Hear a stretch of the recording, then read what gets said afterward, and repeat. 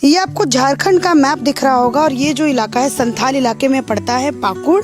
और पाकुड़ का जो बाउंड्री है वो वेस्ट बंगाल से लगता है। आप देखिए वेस्ट बंगाल से, ये पूरा इलाका वेस्ट बंगाल है और ये जो है वो पाकुड़ की बाउंड्री से लगता है। और यहाँ पर एक घटना घटी वो मैं आप लोगों को बताना चाहती हूँ। जिस जगह पे मैं मौजूद हूँ उस जगह का नाम है तारानगर और ये जो इलाका है ये हिंदुओं का इलाका है। 50 से 60 घर यहाँ पर हिंदू रहते हैं और बाकी चारों तरफ से मुस्लिम परिवार जो है इसके अगल बगल रहते हैं। करीब 14,000 से 15,000 14,000 से 15,000 यहाँ पर मुस्लिम परिवार रहते हैं।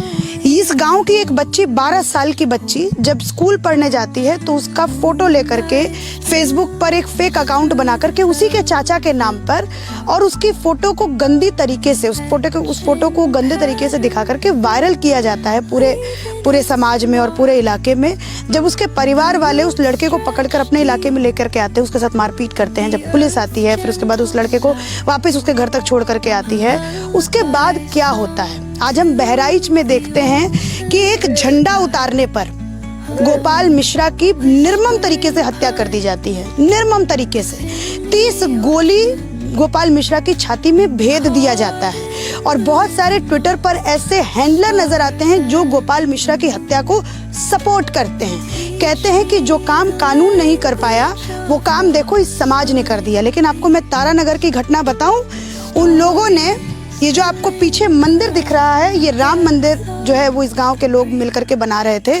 इस मंदिर को तोड़ा, फिर उसके बाद इस इलाके में पूरे इलाके में 600-700 लोगों की भीड़ आती है और इस इलाके को पूरा तोड़ फोड़ कर देती है।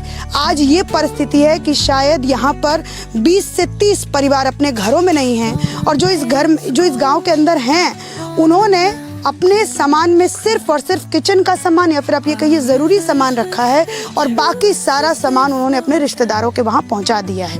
मतलब आप ये समझिए कि इन लोगों को इतना डर है कि इनको लगता है कि हमें कभी भी हमारा गांव, हमारा प्रदेश हमें छोड़ के जाना पड़ सकता है क्योंकि हमारे ऊपर हमले का डर है। पूरा प्रकरण क्या है मैं इस भाई से बात करके आपको बताऊंगी। और ये आपको पीछे पोखर दिख रहा होगा, इस पोखर भी मैं आपको बताऊंगी कि जब गांव से भीड़ आई तो उन लोगों ने इस गांव के साथ क्या हाल किया, उसके बाद प्रशासन ने क्या एक्शन लिया वो भी आपको मैं इस लड़के से बात करके बताऊंगी। बहुत इमोशनल स्टोरी है।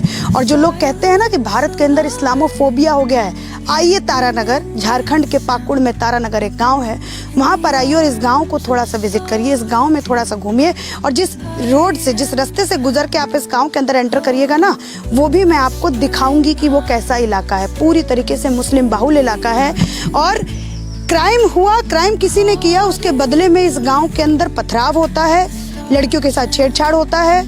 इस गांव के जो नौजवान हैं उनको अपनी नौकरी छोड़ करके यहाँ पर आना पड़ता है। कुछ लोगों को यहाँ से बाहर जाना पड़ता है क्योंकि उनके घर, जैसे इस भाई से मैंने पूछा तुम यहाँ से छोड़ करके क्यों नहीं गए, तो इस गांव को तुम छोड़ के क्यों नहीं गए? छोड़ के कैसे जाएंगे, अपना ये पुराना बाप दादा का काल का घर है, हम लोग छोड़ के कैसे जा सकते हैं?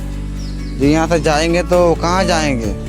अभी हट जाएंगे तो जल्दीबाजी में जगह ज़मीन लेना पड़ेगा, तो लेने के लिए पैसा चाहिए, तो अभी तो नहीं ले सकते हम लोग।